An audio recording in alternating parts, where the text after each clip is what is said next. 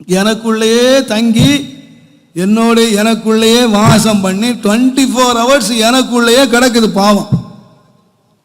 இப்ப பாவம் என்ன பண்ணு? ஆண்டவர் வேதம் சொல்லுது, அவரே கீழே சொல்றாரு, அவனவர் இயேசுவினுடைய ஜீவன் என்னை பாவம் மரணம் என்பது விடுதலை ஆக்கிற்றே. இப்ப யாராச்சு? விடுதலை ஆச்சு. இப்ப விடுதலை ஆச்சு. இப்ப பாவம் உள்ள இருந்த பாவம் எங்க போயிடுச்சு? வெளியே போயிடுச்சு. நான் ஒன்று சொல்லுவீங்க, ரட்சிக்கப்பட்டாச்சு. இப்ப இந்த பாவம் எங்க போச்சுன்னு சொன்னா வெளியே எங்கேனா போச்சு நினைக்காதீங்க. வேதம் என்ன சொல்லுதுன்னு கேட்டீங்கன்னா, ஆண்டவர் மறந்துட்டாலும் இந்த பாவம் எங்கேயும் போவாது, அங்கேயே நிற்குது. இங்க எபிரேயர்ல சொல்லுகிறார், நம்மை சுற்றி நெருங்கி நிற்கிற எப்படா சான்ஸ் கிடைக்கும்னு காத்துக்கிட்டு. போயிடுச்சு நினைக்காதீங்க, பக்கத்தில் நிற்கிறான், எப்படா டோர் ஓபன் பண்ணுவான் உள்ள போயிடலாம். டோர் க்ளோஸா இருக்கிற வரைக்கும் ஆபத்து இல்லை. எந்த கிறிஸ்துவின் மகிமைக்குள்ள கிறிஸ்துவுக்குள்ள இருக்கிற வரைக்கும் அவனுக்கு ஆபத்து இல்லை.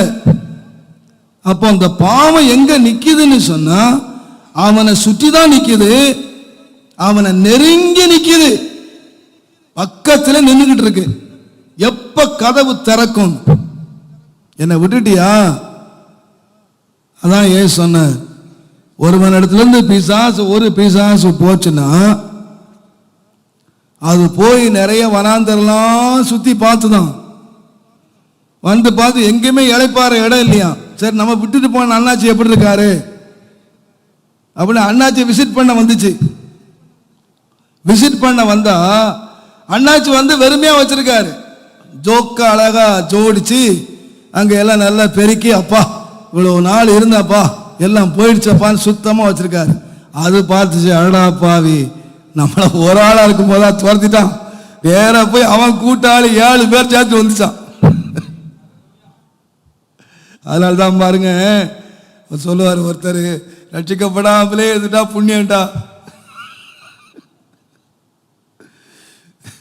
ரட்சிக்கப்பட்டு ஒழுங்கா கர்த்தரோட இல்ல உன் பாடு என்ன கேடாய்ப்படும்.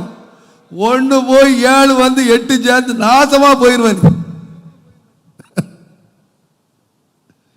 அப்போ இவன் என்ன ரட்சிக்கப்பட்ட என்ன செய்யணுமா? ரட்சிக்கப்படுற சந்தோஷம்தான். ரட்சிக்கப்பட்டேன், ஏசு ரட்சித்துட்டார், ஏசு என்ன கழுவிட்டார், சுத்திகரிச்சிட்டாரு, ரொம்ப சந்தோஷம்தான். ஆட்டம் பாட்டத்தில் போயிடக்கூடாது. அதுக்கப்புறம் தான் சொல்லியிருக்கு, பயத்தோடு நடுக்கத்தோடு ரட்சிப்பு நிறைவேற பிரயாசப்படு. பயம் எப்போ வரணும்னு தெரியுமா? ரட்சிக்கப்பட்ட பிறகுதான் பயம், ரட்சிக்கப்பட்ட பிறகுதான் நடுக்கம். ஏன் இந்த பாவம் எங்க இருக்குன்னா, இதுவரைக்கும் என்னை ஆண்டு கொண்ட இந்த பாவம், இதுவரைக்கும் என்னை வாசம் பண்ணிக்கிட்டு இருந்த பாவம் வெளியே போயிடல, நிக்குது பக்கத்துல. நான் ரொம்ப கவனமா இருக்கணும். கிறிஸ்துவுக்குள்ள இருக்கிற வரைக்கும் பழசு ஒளிஞ்சு போச்சு. கிறிஸ்துவ விட்டு வெளியே வந்துட்டேன்னு சொன்னா என்னுடைய பாட ஆபத்தா முடிஞ்சிடும்.